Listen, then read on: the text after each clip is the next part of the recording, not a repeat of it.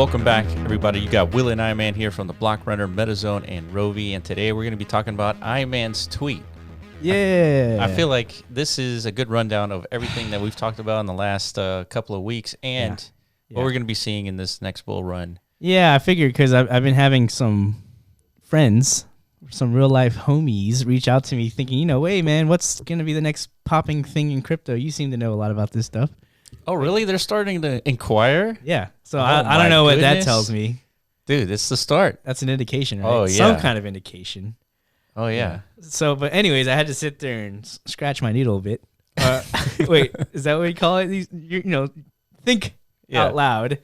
What am I actually paying attention to? Because we talk about all kinds of stuff. And I never really put it all together. Packaged it together, yeah. So this is what I came up with as far as things that have captured our attention, things that, we know the responsibility during a bear market, right, is to identify new sectors that are emerging, something fresh and new to the industry. Yeah. Because that's typically the things you want to get in early on. Mm-hmm. So this is what we got. Yeah. We got a good little list here. All right, so let's start with the first one, AI. So AI in context of crypto, because there's this this tool out there, I forget, web AI tools.io, something like that. Anyway, it aggregates all of AI tools together on a single web page. Yeah. And most of them have nothing to do with Web3.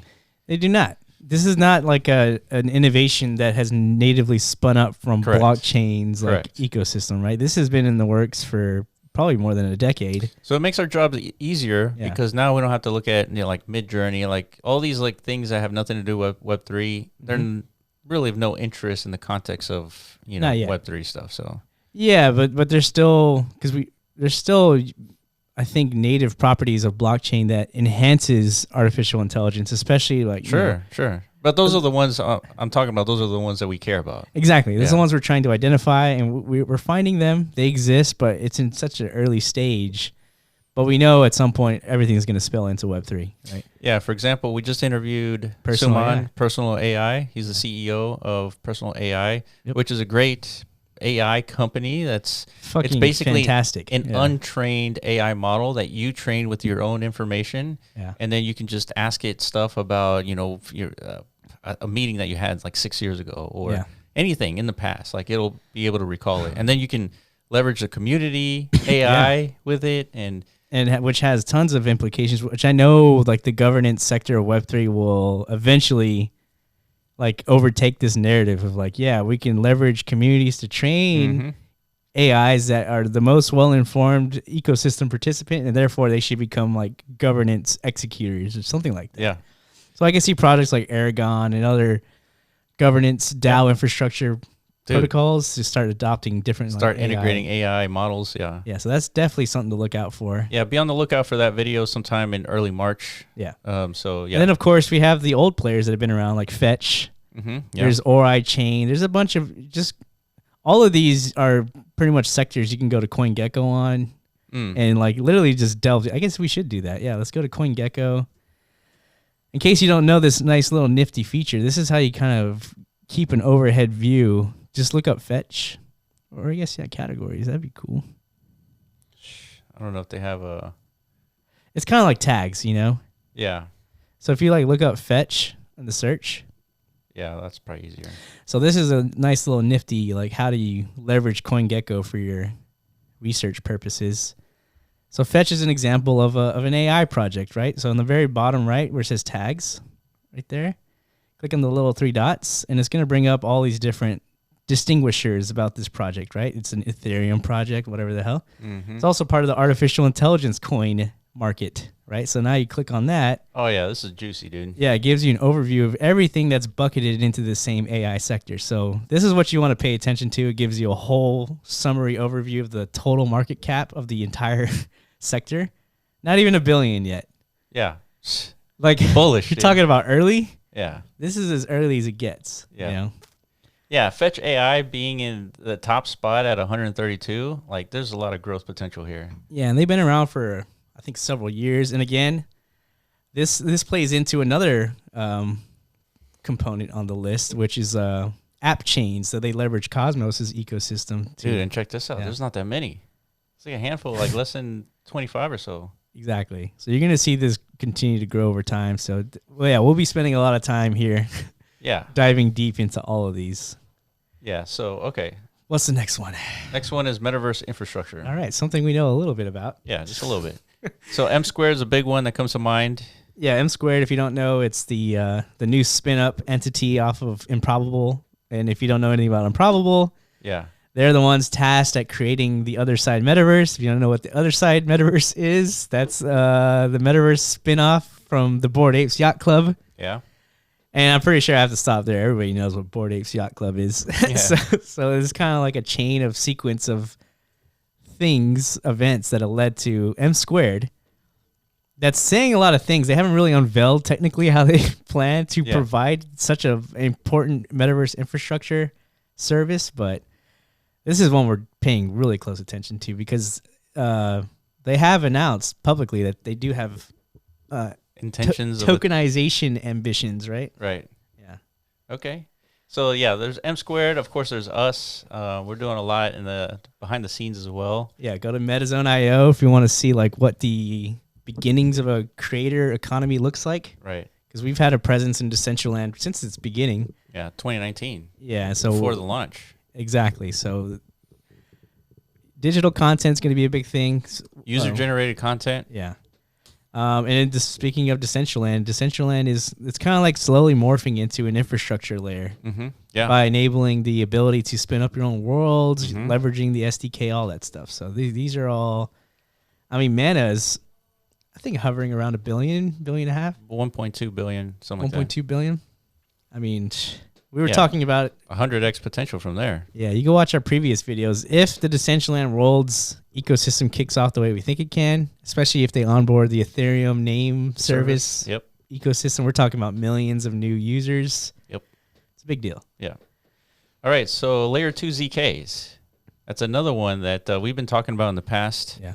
And so this is one of those that's still kind of early. There's been launches that have occurred in the last like 6 months or so. Yeah. And I think this is another sector that's going to pretty much take off. I think it has to for Ethereum's sake, right? Yeah. I mean, Ethereum is clearly still strongly positioned as the status quo layer 1. I mean, of course, there's competitors, Solana, Cardano, Avalanche. They're all, throwing jabs at ETH, but they're not even close as far as, what like ecosystem robustness, I guess, is what you would call it. Yeah. Right. So for Ethereum's ecosystem to morph and evolve, that's like a necessary part of what can bring on a next phase to the market, evolution. Yeah. Layer 2 has to become like a staple among developers. Right? Absolutely. Yeah. So speaking of layer 2, with ZK, we have app chains from Cosmos and ZK Sync. These are layer 3 projects. Well, that's what ZK Sync is like, I guess, marketing their app chains. Layer 3 is or layer 0? What would you say? Say what? Is this a layer 0 or layer 3? Layer 0 is more like Polkadot. Yeah, like Cosmos, I guess. Yeah. So Cosmos has the ability, like with their SDK, for anybody to spin up a blockchain that is connected and they can intercommunicate as long as they all stem from that same layer 0, like you're talking about. That's the value of Cosmos and Polkadot. Same thing as Polkadot, yeah. Yeah, but Cosmos seems to be getting a lot of traction these days. Yeah, who was it that they got onboarded? Was it DYDX? DYDX, that's right. DYDX does I think they just announced they did like $500 billion in derivatives trading last year. Holy shit. Yeah, what the fuck? Yeah. That's so much money, dude. Who is trading all this derivatives out there? Well, apparently there's a lot. Yeah. On DYDX, so. That's insane. And they left Ethereum for the Cosmos ecosystem, right? And then Delphi Digital is really backing up Cosmos as the best, to build on top of. So that's something to pay attention to. ZK Sync is just an example of a layer 2 ZK. They're the first, I think, to really come out and build an ecosystem, but they're going to get competitors soon, like Polkadot. I mean, not Polygon. Yeah.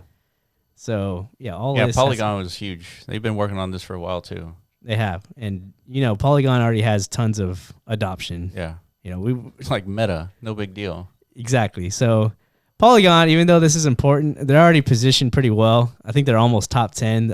At some point, they will be like solidly Polygon's in top 10. Top 10. Yeah, they're solid in there. Yeah, and I think your time to really pay attention to Polygon was last cycle. Yeah, when they were called Matic. Yeah, and they were under a penny. Yeah, so we were talking about them back then too. Yeah, that's right. We were talking about them because Decentraland integrated with Matic, and we are like, what is this? Yeah, and like then, why? What's wrong with Ethereum, guys? Yeah. But soon we found out by launching our own projects, like, damn, dude, Ethereum is It's not good for this. It's not good for games. Yeah, it's like, okay, now too much congestion. Matic makes sense. Yeah. And then the rest of the industry kind of picked up on it too. And yeah, before you know it, Polygon is huge. Yeah. You know? So that's why you want to find these things early. So that's why we're doing this now. So the next big thing are what? Identity protocols? Yeah. We just interviewed Quadrata. That's one huge identity protocol. And there's several others. There are. Well, Yes. we found another one, Oasis Labs, Oasis which Labs. doesn't have a token, but it stems from But- the Oasis network, Network, which does have a token which does have a token. called exactly. Rose. Correct. So that we're going to do, hopefully, an interview with them. We're reaching out to them Yeah. to figure out why is Meta building with Oasis. Yeah. Has Meta learned their lesson on data ownership Either they learned their lesson or they're just, trying to to minimize the hatred that's already Yeah. been brewing for them yeah, by adopting blockchain. yeah. I think that's a good move. Yeah, absolutely. Yeah. So identity protocols kind of Which- leads into what Yeah.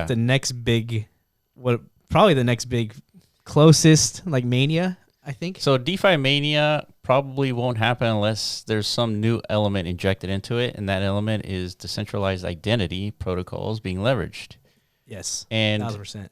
what results from leveraging decentralized protocols is the potential of non-collateralized loans, Yes. which is how our entire human civilization has been built upon. Yeah, a lot of what makes, I guess, like Western society great Yeah. and frugal and fruitful is the fact that we're able to borrow Yeah.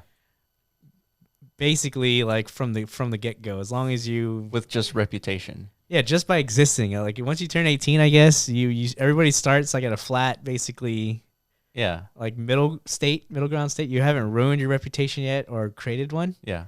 So at least you get the access or the ability to start borrowing in small increments.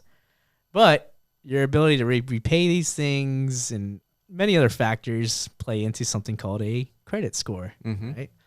So there are protocols emerging that are doing like an on-chain version of this. Yes. They're not called credit scores, I think. They're called something else. Yeah. They all have their own Yeah. Rubric on measuring correct. your reputation on chain. Yeah, so we've gone into a couple of them, Spectral, Cred, and I'm pretty sure more are emerging. Some of them are starting to leverage soulbound tokens, Mm-hmm. which is another thing that's actually not on this list, but I don't know how speculative you can get on soulbound tokens, though. depends on the protocols that become like issuers. Like, Yeah. if there's like some standardized issuing protocol for a soulbound token. And they have a speculative token associated. True. Yeah. That does play into a lot of but remember, last time around we saw all these interesting projects build, and a lot of them didn't have tokens at the time. It's true. DeFi was one of the big Pretty ones. much, yeah, all of DeFi, Yeah. MakerDAO, or no, Compound, Compound, yeah. Pull Together, Mm-hmm. all these early DeFi protocols, they were building cool utilities and services for out of Ethereum smart contracts, Mm-hmm. but they just didn't have the governance token thing out and about. Right? Yeah. So don't get discouraged. Yeah. Right? If you identify new protocols, new technologies emerging that Yeah. don't have tokens, that doesn't mean blacklist them. Yeah.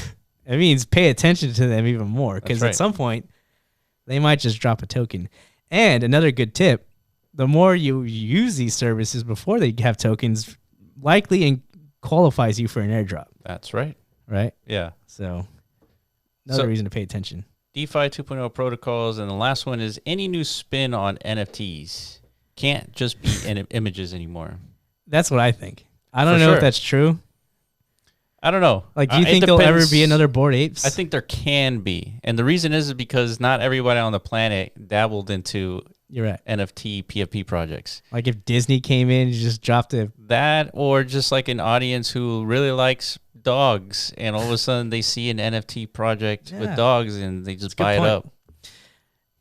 Yeah, you're right. So it's not just like cutthroat like 0 or 1 here, but those degens who are paying attention to the NFT space, I don't think they're going to be buying up PFP projects anymore without a new spin.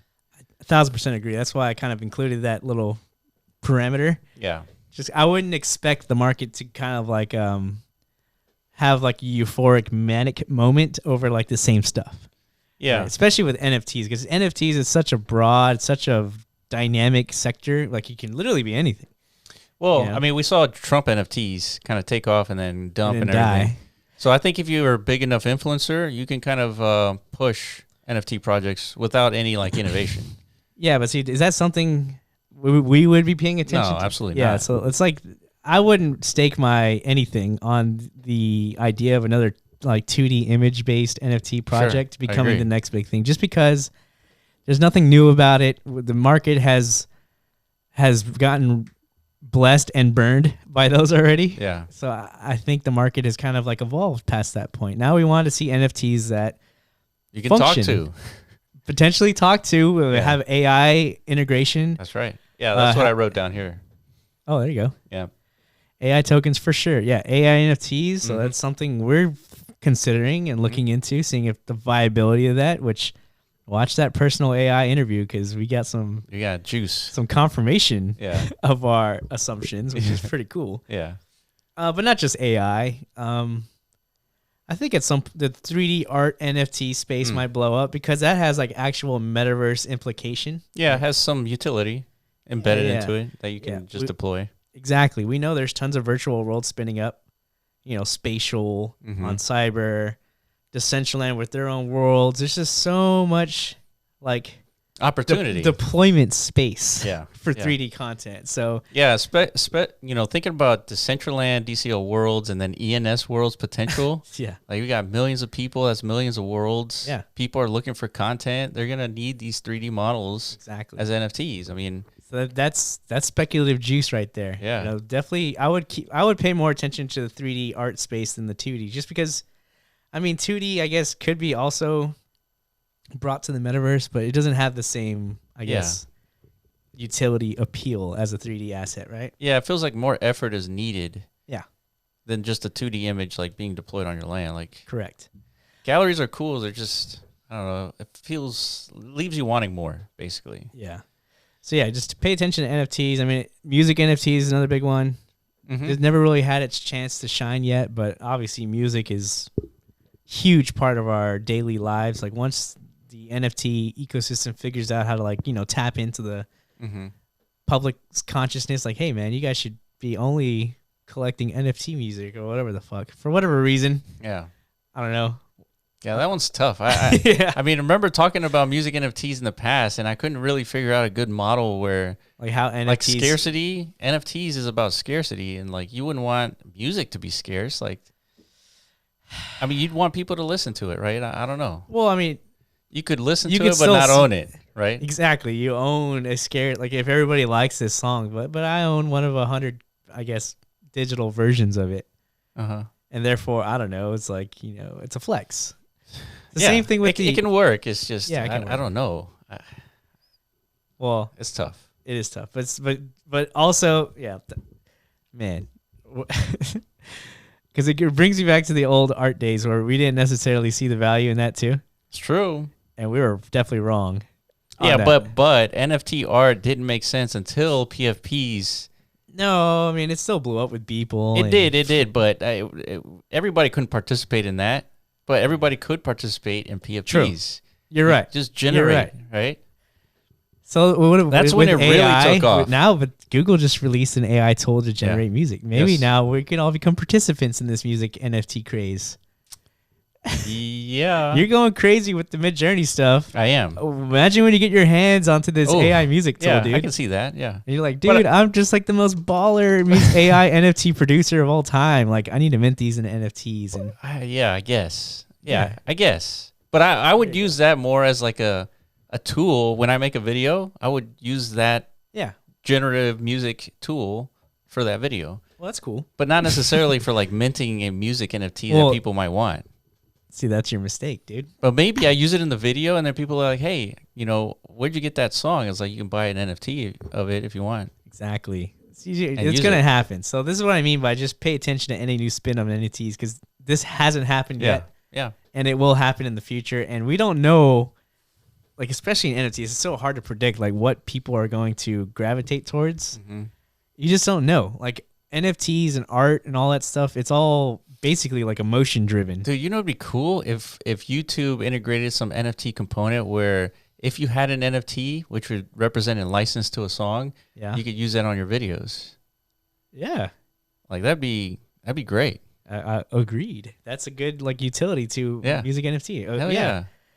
And we have ideas too of like how we can enable music NFT owners. Mm-hmm. Like exclusive things that they can do in the metaverse. Like the metaverse is, you know, it's the end game be all of everything Web3. So yeah, we can find some new utility layers for music NFTs, and I think we will over time. Yeah, so that's true. Something to pay attention to.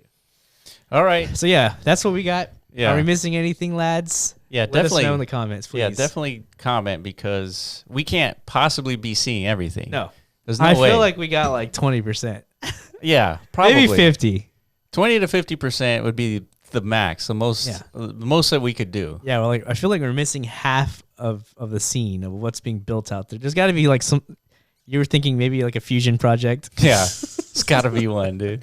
I'm thinking there's probably like some health related stuff out there that I'm not paying attention to. I was like, step to earn. I guess that could be morphed into like a whole sector, like a health. Yeah, I don't know. It's just hard for me to visualize a mania off of that. Correct. All right, well, let us know. All right, guys. Please. All right, so if you have any questions, let us know in the comment section below as well. Follow us on Twitter at The Blockrunner, at MeadowsOnIO, and at RobyAI, and we will catch you in the next video. Peace.